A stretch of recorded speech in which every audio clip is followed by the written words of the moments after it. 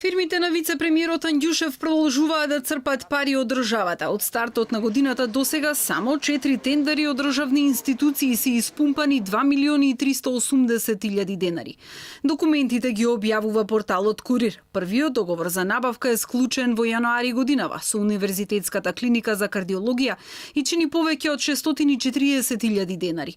Само 11 дена подоцна фирмата Брако добива нова сделка со психијатриска болница Негорци во вредност од 664.340 денари.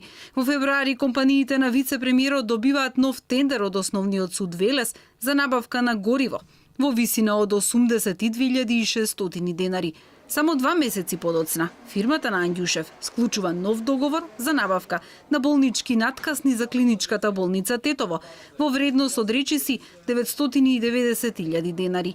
Сите овие договори се направени со државни институции, иако вице-премиерот нагласи дека неговите фирми повеќе нема да црпат пари од државата. Значи, Фероинвест и останатите компании нема да учествуваат на државни тендери, но Фероинвест и останатите компании имаат 800 запослени, кои што и понатаму мора да продолжат да живеат и